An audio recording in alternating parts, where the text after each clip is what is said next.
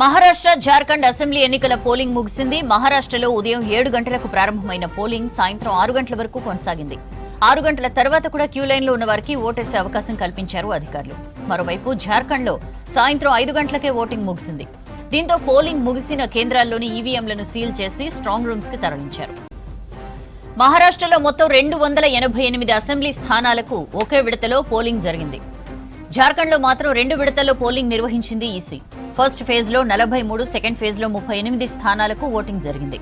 ఇటు exit polls విడుదలయ్యాయి. సర్వేలన్నీ NDA కూటమికే జై కొట్టాయి. ఇక ఎగ్జిట్ పోల్స్ కి సంబంధించి డీటెయిల్స్ తెలుసుకుందాం. మదార్ మనతో లైవ్ లో జాయిన్ అవుతున్నారు. మదార్, జార్ఖండ్ మహారాష్ట్ర ఎన్నికలు ముగిశాయి. సో ఎగ్జిట్ పోల్స్ ఏం చెప్తున్నాయి?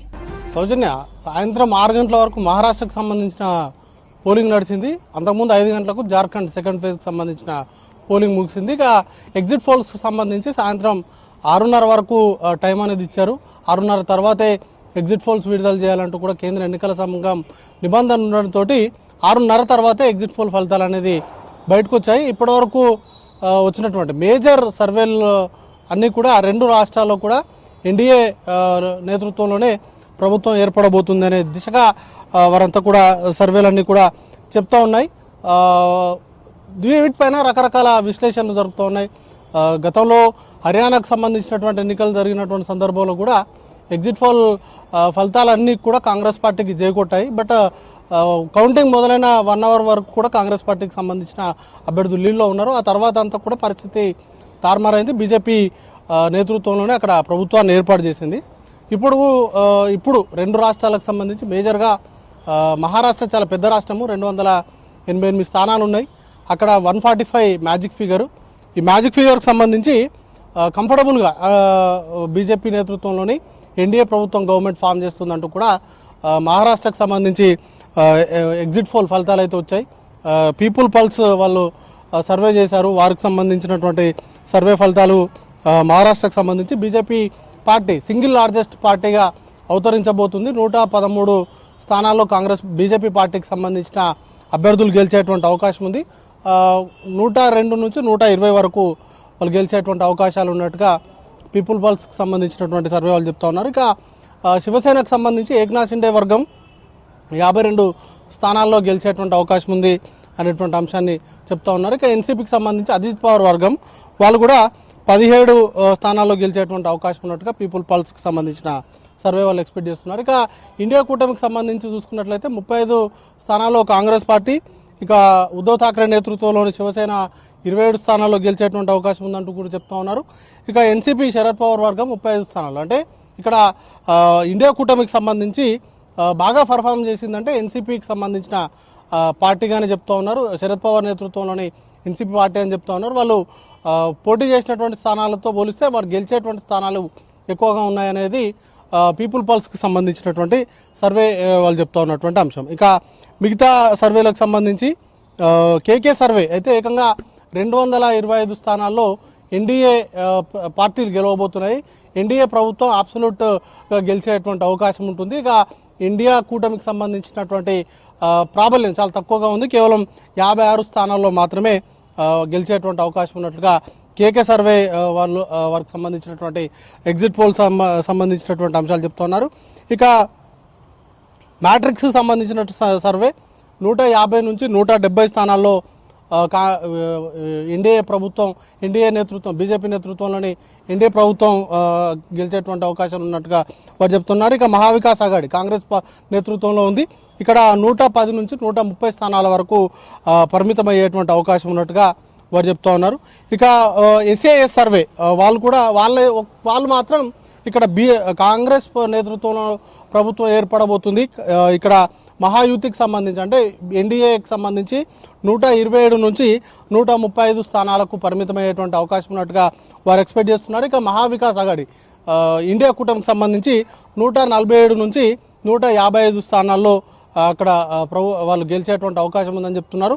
సీట్ల ఓట్ షేరింగ్ కూడా ఆల్మోస్ట్ 2-3% పైగా తేడా ఉంది. 43 నుంచి 44% వరకు ఎన్డీఏ పరిమితం అయితే 45 నుంచి 46% వరకు ఇండియా కూటమికి వచ్చేటువంటి అవకాశం ఉన్నట్టుగా వారు చెప్తా ఉన్నారు. ఇక జార్ఖండ్ విషయానికి వచ్చినా జార్ఖండ్ కూడా ఆల్మోస్ట్ అన్ని మేజర్ సర్వేలన్నీ కూడా అక్కడ బీజేపీయే ప్రభుత్వాన్ని ఏర్పాటు చేసేటువంటి అవకాశం ఉన్నట్టుగా వారు చెప్తా ఉన్నారు. ఇక మహారాష్ట్ర ఓవరాల్గా చూసుకున్నట్లయితే రిపబ్లిక్ సర్వే 150 నుంచి 170 వరకు ఎన్డీఏ ప్రభుత్వానికి ఎన్డీఏ నేతృత్వం కూటమికి ఇచ్చింది. ఇక ఇండియా కూటమికి 110 నుంచి 130 వరకు పరిమితమైనటువంటి అవకాశం ఉన్నట్టుగా వారు చెప్తున్నారు. ఇక చాణక్య సర్వే కూడా ఆల్మోస్ట్ ఎన్డీఏ కూటమికి 152 నుంచి 160 స్థానాలకు వారు గెలిచేటువంటి అవకాశం ఉందని చెప్తుంటే ఇండియా కూటమి 130 నుంచి 135 స్థానాలకు పరిమితమయ్యేటువంటి అవకాశం ఉంది అనేటువంటి అంశాన్ని వారు చెప్తున్నారు. ఓవరాల్గా మేజర్ సర్వేలన్నీ కూడా రెండు రాష్ట్రాల్లో వారు తీసుకున్నటువంటి శాంపిల్స్ కావచ్చు, సుమారు 27,000 పైచీలకు శాంపిల్స్ తీసుకున్నట్టుగా చెప్తా ఉన్నారు. వాటిని బేరీజ్ వేసుకొని సర్వేలను అయితే వారు విడుదల చేశారు. వాటికి సంబంధించినటువంటి ఫలితాలన్నీ కూడా ఎన్డీఏకి అనుకూలంగా ఉన్నాయి. కేవలం ఒకే ఒక్క సర్వే ఎస్ఏఎస్ సంబంధించినటువంటి సర్వే మాత్రం ఇండియా కూటమికి అనుకూలంగా ఉంది. సర్వేలు ఏ విధంగా ఉన్నాయి ఎందుకంటే సర్వేలకు సంబంధించి శాస్త్రీయత పైన అనేక అనుమానాలు ఉన్నాయి. గతంలో వచ్చినటువంటి ఫలితాలు రిఫ్లెక్ట్ అవ్వకుండా సర్వేలకు పూర్తి భిన్నమైనటువంటి ఫలితాలు వచ్చినటువంటి దాఖలాలు కూడా ఉన్నాయి. జస్ట్ 1-2 నెలల క్రితమే హర్యానాకు సంబంధించినటువంటి ఫలితాలు కూడా పూర్తి స్థాయిలో తలకిందులైనటువంటి సిచ్యువేషన్స్ ఉన్నాయి. కాబట్టి ఎగ్జిట్ పోల్ ఫలితాలు ఎగ్జాక్ట్ పోల్కి సంబంధించినటువంటి రిఫ్లెక్ట్ చేయవు అనేది కాంగ్రెస్ పార్టీకి సంబంధించిన నేతలు చెప్తూ ఉన్నారు. ఓవైపు ఎగ్జిట్ పోల్కి సంబంధించినటువంటి చర్చల్లో కూడా కాంగ్రెస్ పార్టీ నుంచి నేతలు ఎవరు పాల్గొనబోరు. ఎగ్జిట్ పోల్ చర్చలను బైకాట్ చేస్తున్నట్టుగా కాంగ్రెస్ పార్టీ చెప్తా ఉంది. ఖచ్చితంగా 23వ తారీఖున ఓట్ల లెక్కింపు సందర్భంగా ప్రజలు ఏ వైపు ఉన్నారు, ప్రజలు తమ వైపే ఉంటారనేటువంటి విశ్వాసాన్ని వారు వ్యక్తం చేస్తుంటే ఖచ్చితంగా మహావికాస్ అఘాడీని ప్రజలు తిరస్కరించారు. దానిలో భాగంగానే బీజేపీకి అనుకూలంగా ప్రజలు పట్టం కట్టబోతున్నారు. ఎన్డీఏకి సంబంధించినటువంటి 2 రాష్ట్రాలకు కూడా, జార్ఖండ్ కావచ్చు అలాగే మహారాష్ట్ర 2 రాష్ట్రాలకు కూడా ఎన్డీఏ ప్రభుత్వాన్ని ఏర్పాటు చేయబోతుంది అనేది ధీమాను బీజేపీకి సంబంధించినటువంటి నాయకులు చెప్తున్నారు. అయితే చాలా విశ్లేషణలు ఉన్నాయి. మహారాష్ట్రకు సంబంధించి గతంలో 2024 లోక్సభ ఎన్నికల ముందు జరిగినటువంటి స్థానిక సంస్థల ఎన్నికలు కావచ్చు, వీటన్నిటిని కూడా కాంగ్రెస్ పార్టీకి సంబంధించి లేకపోతే ఇండియా కూటమికి సంబంధించిన నేతలు చెప్తున్నారు. వరుసగా అక్కడ ఇండియా కూటమి వైపు ప్రజలు ఇచ్చినటువంటి తీర్పులను కావచ్చు, ఇప్పుడు అసెంబ్లీ ఎన్నికల్లో కూడా అదే విధమైనటువంటి తీర్పు రిఫ్లెక్ట్ అవ్వబోతుంది అనేది వారు ఎక్స్పెక్ట్ చేస్తున్నారు. బట్ ఈసారి హర్యానాలో ఎలాగైతే ప్రభుత్వాన్ని ఏర్పాటు చేశామో, ఎలాగైతే తిరిగి అధికారాన్ని కైవసం చేసుకున్నామో, ఈసారి కూడా అదే మ్యాజిక్ని మహారాష్ట్రలో రిపీట్ చేయబోతున్నాం అనేది ప్రధానంగా చెప్తున్నారు. ఇక సర్వేకి సంబంధించి ఎవరైతే కండక్ట్ చేశారో వారి దగ్గర నుంచి వారితో మాట్లాడినప్పుడు ఒక ఇష్యూ అనేది, ఒక అంశంకి సంబంధించి పోలింగ్ అనేది ఇండియన్ ఓటర్ సైకాలజీ ఒకేసారి మాత్రమే పనిచేస్తుంది, అది మిగతా సందర్భాల్లో పనిచేసేటువంటి అవకాశాలు చాలా తక్కువగా ఉన్నాయనేది ప్రధానంగా వారు చెప్తా ఉన్నారు. ముఖ్యంగా మహారాష్ట్రకు సంబంధించి ఎన్సీపీ అలాగే శివసేన 2 పార్టీలను చీలికలు తేవడం పైన పూర్తిగా ఆగ్రహంతో ఉన్నారు ప్రజలు. దానికి సంబంధించినటువంటి ఇంపాక్ట్ లోక్సభ ఎన్నికల్లో ప్రజలు వారికి అనుకూలంగా తీర్పునిచ్చారు. కాబట్టి లోక్సభ ఎన్నికల్లో ఇండియా కూటమికి సంబంధించినటువంటి నేతలకు ఎక్కువగా సీట్లు వచ్చాయి. బట్ ఈసారి లోకల్గా ఉన్నటువంటి ఇష్యూస్ వాటన్నిటిపైన కూడా ఎలక్షన్ జరిగి ఉంటుంది. కాబట్టి దాని ఇంపాక్ట్ ఉండేటువంటి అవకాశం చాలా తక్కువ అనేది ప్రధానంగా సర్వేలు చేసినటువంటి వారు చెప్తున్నది.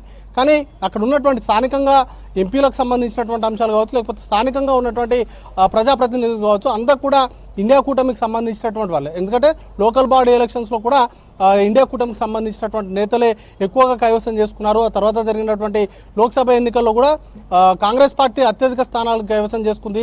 తర్వాత శివసేన కావచ్చు, ఎన్సీపీకి సంబంధించి శరద్ పవార్ వర్గానికి సంబంధించినటువంటి ఎంపీలు అత్యధిక స్థానంలో గెలుపొందారు. లాస్ట్ టైం జరిగినటువంటి లోక్సభ ఎన్నికల్లో అయితే అజిత్ పవార్ వర్గం చాలా నామమాత్రపు ప్రాబల్యాన్ని చూపెట్టింది. కేవలం 1-2 సీట్లకు మాత్రమే పరిమితమైనటువంటి సిచ్యువేషన్స్ కూడా చూసాం. కాబట్టి ఈ ఫలితాలు, సర్వేకి సంబంధించినటువంటి ఎగ్జిట్ పోల్ ఫలితాలు అనేది వాటిపైన రిఫ్లెక్ట్ కావు అనేది ప్రధానంగా వారు చెప్తా ఉన్నారు. సో చూడాల్సి ఉంటుంది. 23వ తారీఖు ఉదయం 8 గంటల నుంచి పోలింగ్ ప్రక్రియ అనేది కూడా ప్రారంభమవుతుంది. కాబట్టి వాటిపైనే ప్రస్తుతానికైతే అందరి చూపు ఉంది. ఎగ్జిట్ పోల్కి సంబంధించి మొదటి నుండి చాలా వరకు రాజకీయ విశ్లేషకులు అందరూ కూడా 2 రాష్ట్రాల్లో కూడా బీజేపీకి అనుకూలంగానే మెజారిటీ ఫలితాలు ఉండబోతున్నట్టుగా ఎక్స్పెక్ట్ చేసినట్టుగా వారందరూ కూడా చెప్తున్నారు. కాబట్టి వాటికి అనుకూలంగానే దానికి నెక్స్ట్ స్టెప్ అన్నట్టుగానే ఎగ్జిట్ పోల్ ఫలితాలన్నీ కూడా ఎన్డీఏకి అనుకూలంగా వచ్చాయనేది రాజకీయ విశ్లేషకులు చెప్తున్నటువంటి మాట. సౌజన్య.